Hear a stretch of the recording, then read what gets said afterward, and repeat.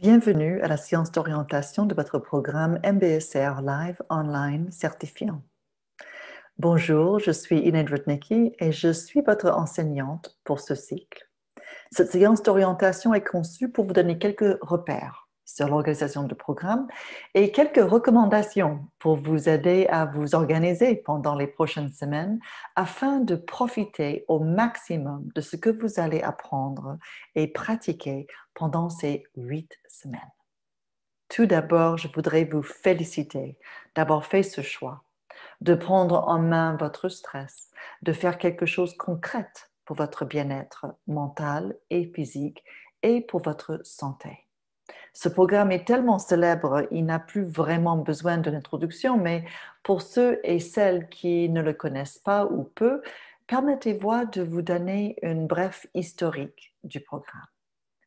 En 1979, Jon Kabat-Zinn a fondé la clinique de réduction du stress à l'Université du Massachusetts afin d'introduire une forme de méditation connue sous le nom de mindfulness dans le courant médical.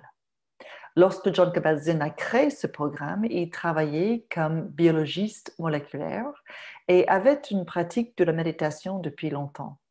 Ses premières recherches auprès de patients souffrant d'anxiété et de douleurs chroniques ont montré une réduction significative des symptômes.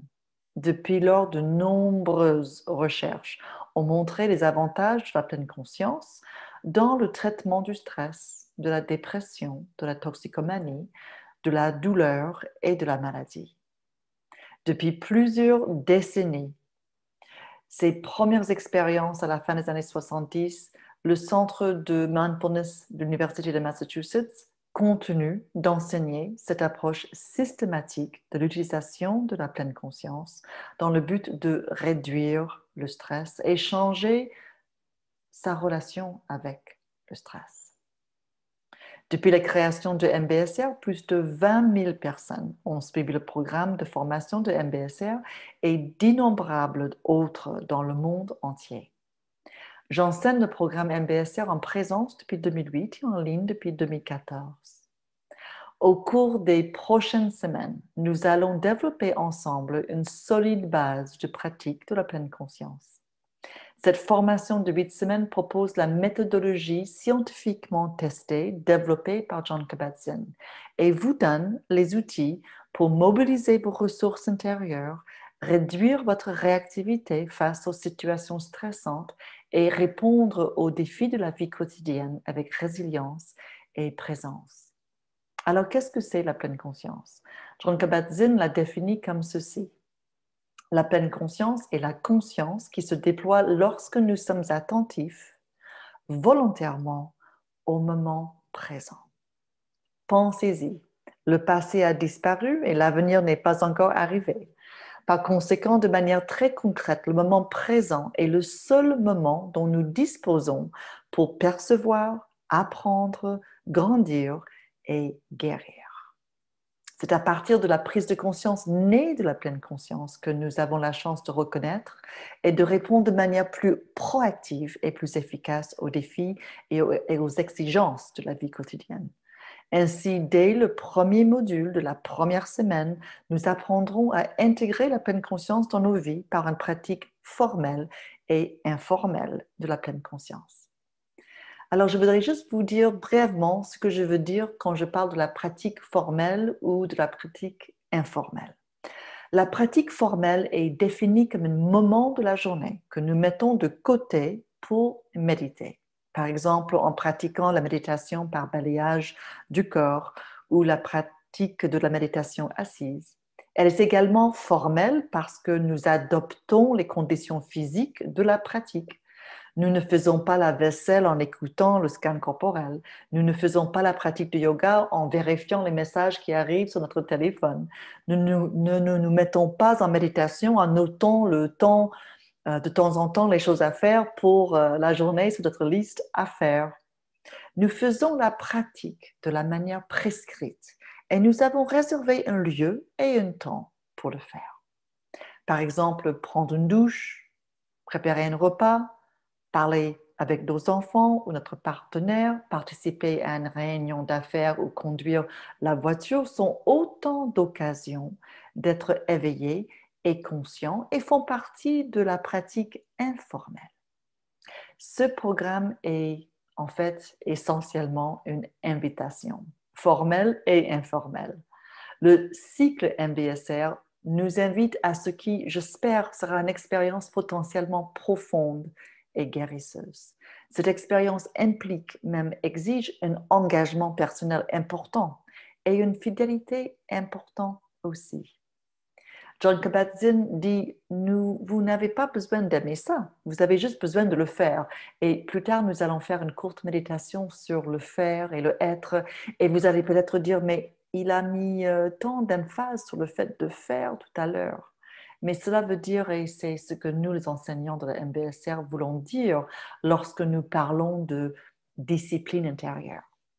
C'est-à-dire l'ultime fidélité est bien sûr à soi-même, à sa vie, à ses moments de vie et à la beauté de son être, même si on ne le voit pas toujours et même si on ne sait pas ou on ne sait plus qu'il est là. Et cela passe par la pratique. Et dans ce programme MBSR, nous allons beaucoup pratiquer ensemble sur Zoom et surtout chez vous, tous les jours, 6 jours sur 7. Personnellement, je trouve qu'être présent et ne pas porter de jugement est peut-être le travail le plus difficile au monde et le plus nécessaire. Raison de plus pour l'entreprendre de tout cœur. Nos vies même et même le bien-être du monde dans ses moindres détails peuvent en dépendre. C'est pourquoi j'aime parler de la pleine conscience comme une aventure. Et quand même, je tiens à souligner que l'aventure de la pleine conscience est aussi une aventure ludique. L'élément ludique nous invite à tout aborder, en particulier lorsque nous sommes guidés par les instructions formelles de méditation avec la plus légère des touches, et à ne pas nous prendre trop au sérieux ou à tomber dans l'idéalisation de processus lui-même ou d'attendre à des résultats imaginés et espérés de cette formation à la pleine conscience. Même si votre motivation pour venir à cet engagement et des enjeux personnels en termes de bénéfices potentiels pour vous sont très sérieux, en effet. Donc, qu'est-ce que c'est encore la pleine conscience? La pleine conscience est une qualité humaine fondamentale, une ressource interne profonde pour cultiver et maintenir la conscience. La pleine conscience implique une ouverture élémentaire et spontanée à l'expérience, ancrée dans le corps, dans l'intemporel, dans le fait de ne pas s'attendre à ce qu'il se passe quelque chose en particulier, de se lier d'amitié et d'habiter le moment présent pour lui-même. Cette pratique appartient à des pratiques, des traditions de sagesse très anciennes. Mais des recherches récentes ont montré que notre cerveau humain est un organe qui change continuellement, non seulement par sa fonction, mais aussi par sa structure sur la base de l'expérience, et en particulier de l'expérience répétitive sur de longues périodes de temps. La découverte d'une plasticité inhérente à l'architecture et à la fonction du cerveau, connue sous le nom de neuroplasticité, implique que ce que nous appelons l'esprit façonne en fait le cerveau et entraîne la transformation de nos capacités intrinsèques, et ce non seulement pendant l'enfance, mais aussi tout au long de notre vie. Si les expériences répétitives sont de nature traumatique, elles peuvent entraîner un rétrécissement de certaines parties du cerveau lui-même et une diminution des capacités mentales et sociales. Cela peut être dû à des lésions physiques du cerveau lui-même ou à des traumatismes émotionnels répétés pendant l'enfance ou à l'âge d'adulte. Cela peut entraîner des syndromes dépressifs et dissociatifs, ainsi que des relations et des comportements sociaux désordonnés. Heureusement, il existe des preuves irréfutables que les interventions fondées sur des expériences positives répétées peuvent être réparatrices et thérapeutiques. Prenons un exemple. L'exercice physique. Et dans ce programme, nous allons pratiquer le yoga.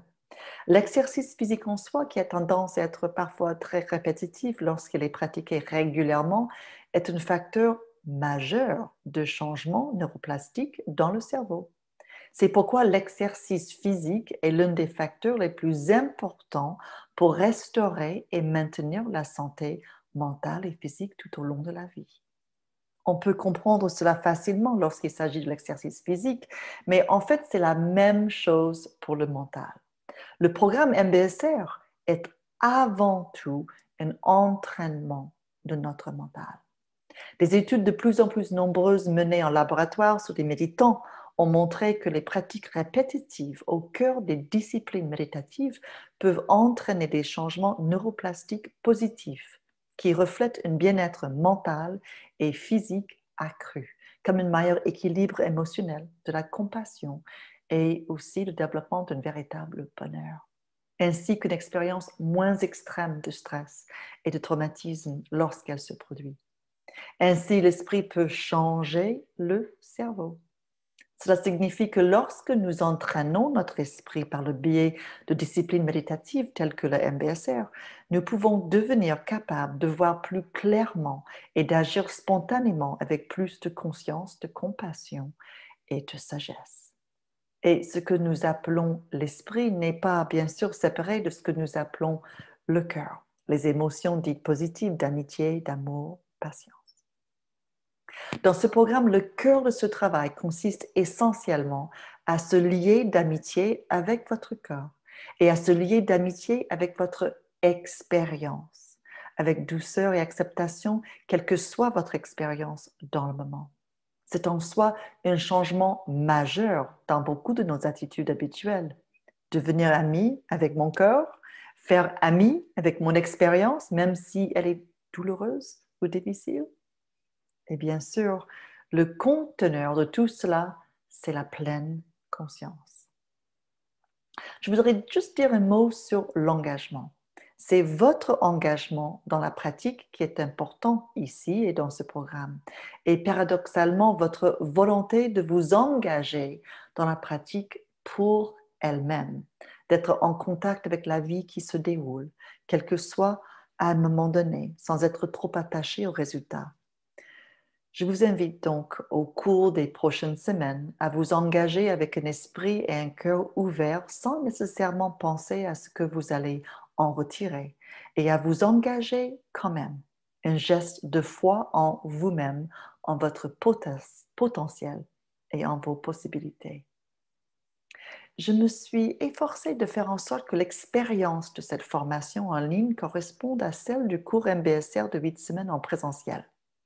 Cependant, en raison des différences entre les formats en ligne et en personne, certains aspects du cours en ligne seront différents de l'expérience du programme en présentiel. L'un de ces aspects concerne la manière dont vous vous engagerez dans le contenu du programme. Nous avons une interface et c'est Zoom, c'est vidéoconférence. Nous devons donc nous familiariser avec la façon dont nous participons à un groupe sur Zoom.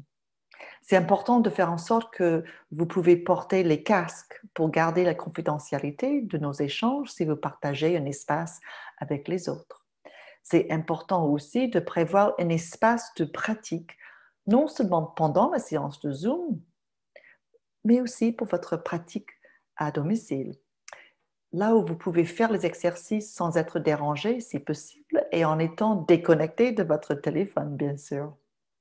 L'utilisation de votre espace membre peut se faire sur votre téléphone, iPad ou ordinateur et je recommande d'écouter les enregistrements des pratiques avec les écouteurs pour un meilleur son.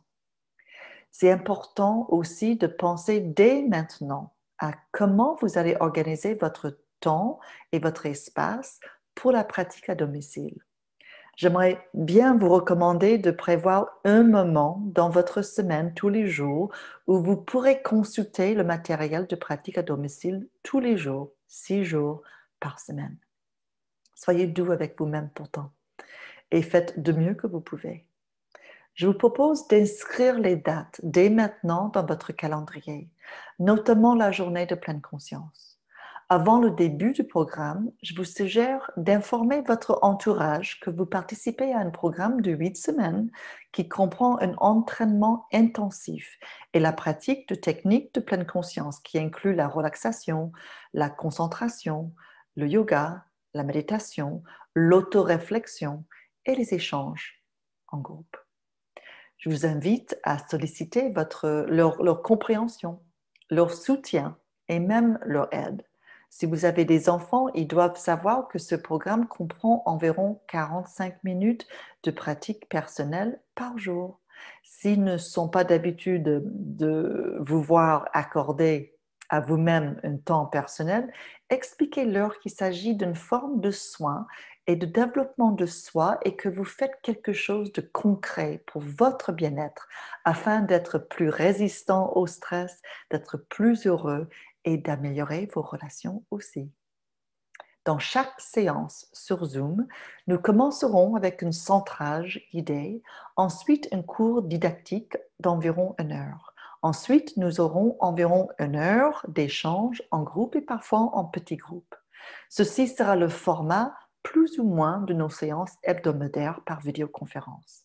Module 1 à 8 correspond aux semaines 1 à 8 et la journée de pleine conscience est d'habitude entre la 6e et la 7e semaine, mais selon le calendrier des fêtes et des ponts, cette journée peut parfois avoir lieu entre la 5e et la 6e semaine. Pour être certifié, vous avez besoin d'assister à toutes les séances en présence sur Zoom, mais vous aurez 2 mois en tout pour récupérer les séances sans me prévenir, car vous aurez le lien dans votre espace membre pendant 2 mois. Au-delà de cette période, il est encore possible de rattraper les séances manquées, mais il faudrait me prévenir pour que je vous envoie le lien. Aussi, vous aurez 2 opportunités pour assister à la journée de pleine conscience pendant ces 2 mois. Pour être certifié, il suffit d'assister à une seule journée de pleine conscience, mais vous pouvez assister aux 2 si vous voulez. Vous êtes le bienvenu. Alors, pour parler des règles, il n'y en a pas de règles, sauf une seule règle. L'unique règle est de prendre soin de vous-même et aussi de respecter les autres. Alors, revenons à la pleine conscience.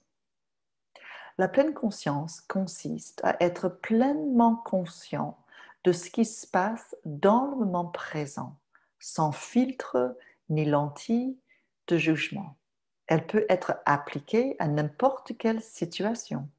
En termes simples, la pleine conscience consiste à cultiver la conscience de l'esprit et du corps et à le vivre ici et maintenant. Alors maintenant, goûtons-y ensemble, dès maintenant.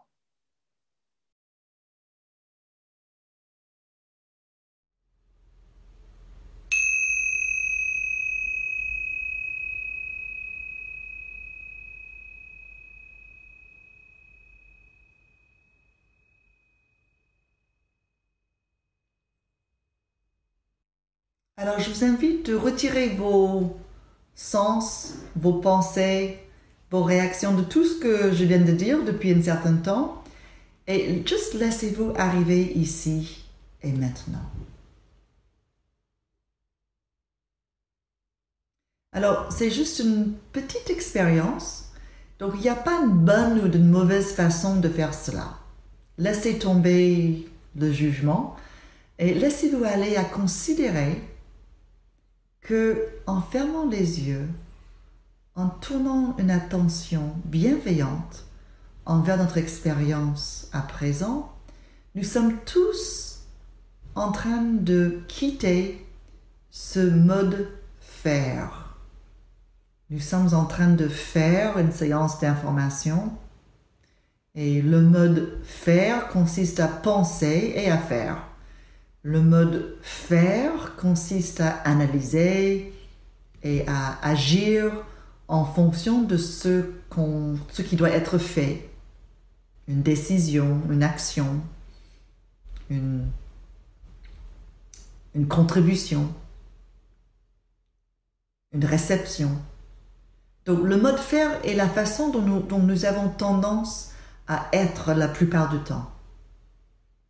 Et c'est dans ce mode faire que le stress, l'anxiété et la réactivité trouvent leur carburant la plupart du temps. Alors prenez quelques respirations profondes et laissez-vous aller un instant.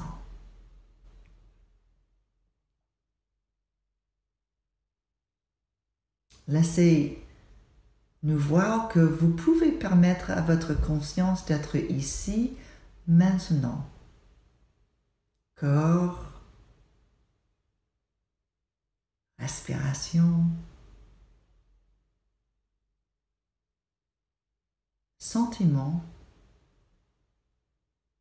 Ce sentiment tactile d'être ici en ce moment.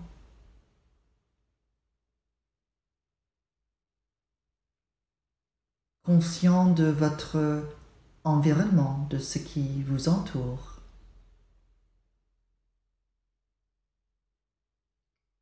Conscient aussi de cet environnement virtuel, cet espace virtuel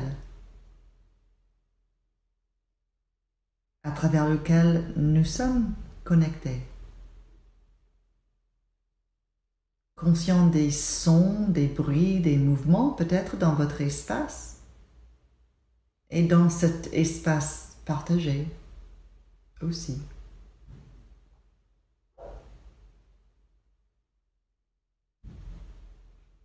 Cette capacité que nous avons pour passer du mode faire en mode être. Peut-être vous remarquez que c'est pas si facile que ça. Alors, en fait, nous sommes ici. Êtes-vous tolérant envers vous-même? Êtes-vous critique?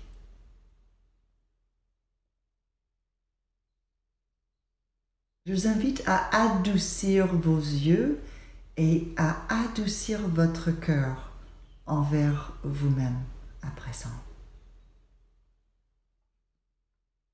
Passer du mode faire au mode être est également un changement d'attitude majeure.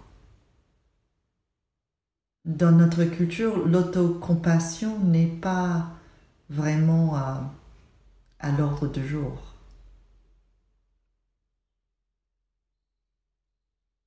Donc même si c'est difficile, nous en sommes capables en tant qu'être humain. Respiration après respiration.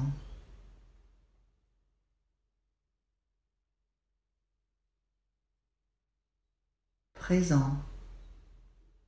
Maintenant. Encore. Maintenant.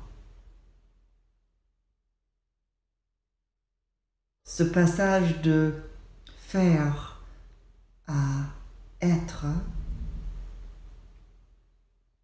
avec bienveillance pour notre propre expérience, c'est quelque chose que les gens ordinaires comme nous peuvent être. De sorte que lorsque nous sommes motivés pour ne pas nous dissoudre dans tout le stress, la folie, la souffrance de ce monde, nous pouvons accéder à cette nouvelle façon d'être. C'est un acte d'amour radical. Juste en changeant un moment, en se laissant aller à l'existence même, en nourrissant l'être que je suis, en laissant le faire sortir de mon être. Alors je vous invite de rappeler ces trois choses que vous avez évoquées tout à l'heure. Ces trois choses qui sont les trois prioritaires sur le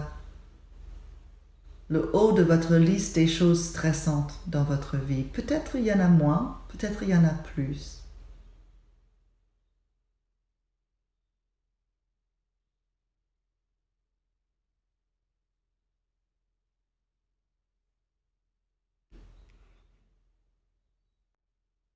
À quel point pouvez-vous être avec ces trois choses, avec ces choses difficiles, stressantes, en sachant que le mot moderne pour la souffrance, c'est le stress. Cette capacité d'être avec notre souffrance, avec notre humanité, a le pouvoir de modifier la santé et le bien-être, jusqu'au niveau de l'expression des gènes, de la plasticité neurale, de la connectivité fonctionnelle, jusqu'à la façon dont nous vivons.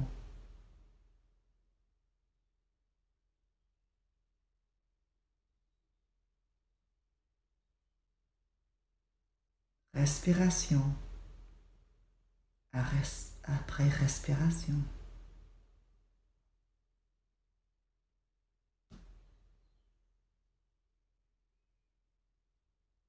Et je vais juste terminer ce petit exercice de passage de faire à être avec un poème qui est aussi une invitation à l'aventure de la pleine conscience. C'est un poème de Derek Walcott qui s'appelle « L'amour après l'amour ». Le temps viendra où, plein d'allégresse, tu t'accueilleras chez toi devant ton propre miroir, et chacun sourira devant l'accueil de l'autre et dira « Assieds-toi, mange ». Tu aimeras à nouveau l'étranger que tu étais pour toi-même. Offre du vin, offre du pain. Rends ton cœur à ton cœur, à l'étranger qui t'a aimé toute ta vie, que tu as ignoré, pour un autre qui te connaît par cœur. Descends les lettres d'amour de l'étagère, les photographies, les billets désespérés, détache ta propre image du miroir. Assieds-toi, savoure ta vie.